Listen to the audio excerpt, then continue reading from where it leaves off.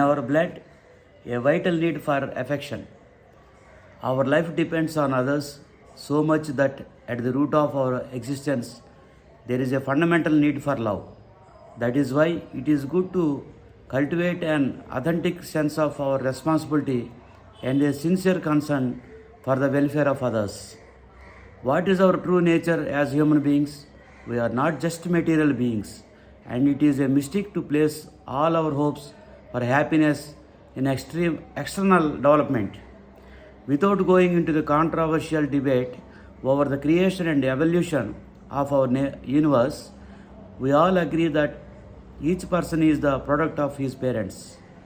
For the most part, our conception involved not only the sexual desire of our parents but also their decision to have a child. Their plan was based on altruistic responsibility and the commitment to take care of us until we became independent. So, from the very instant of our conception, our parents' love was an essential factor. Moreover, we depended entirely on our mother's care in the beginning of our life. According to some scientists, the state of mind, calm or agitated, of a pregnant woman has an immediate physical impact on the child she is carrying. The expression of love is essential at birth. Since our first gesture was to suck milk from our mother's breast, we instinctively feel closer to our mother, who must have feel love in order to feed us. For if she is angry or unhappy, her milk will not flow so freely. Then there is the critical period of formation of the brain. From the birth until the age of 3 or 4, affectionate physical contact is the main factor for a child's normal growth. If he is not pampered, cuddled, loved, his development will be limited and his brain will not grow to its full potential. Since the child cannot survive without another's care, love is essential. These days, many children grow up in unhappy homes, deprived of affection. Later on in life, they will rarely love their parents and will often have trouble loving others. This is very sad. A few years later, when children enter school, they need to be helped by their teachers. If a teacher does not limit himself to academic teaching, if he also takes on the responsibility of preparing his students for life, they will have respect for him and confidence in him. The things they learn from him will leave an indelible imprint in their minds.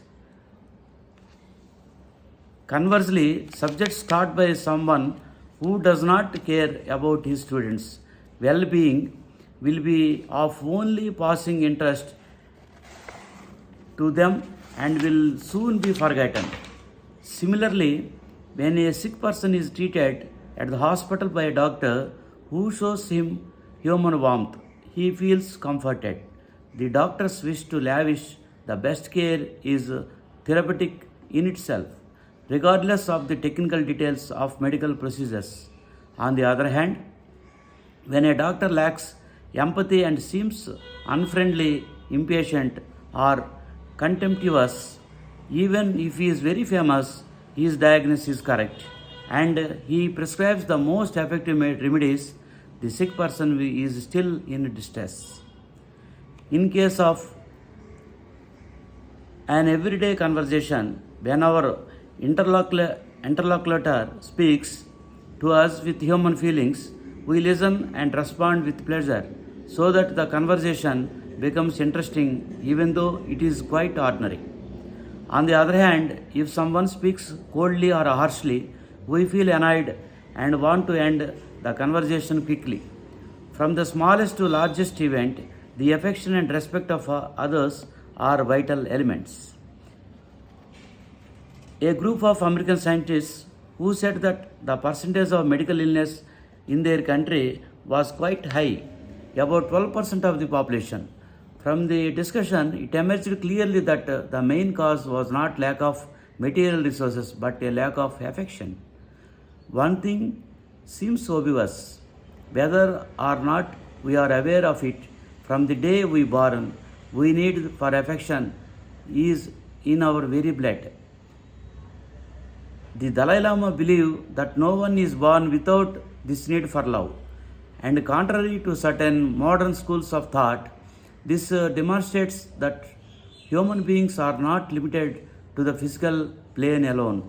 No material object, no matter how beautiful or precious it is, can give us the feelings of being loved because our deeper identity, our true character, is rooted in the subjective nature of the mind.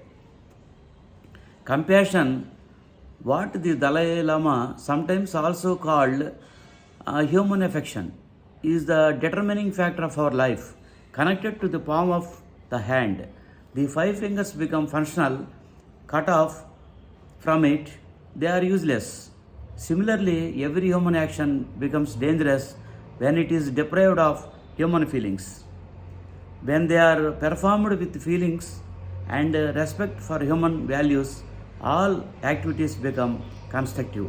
Thank you very much.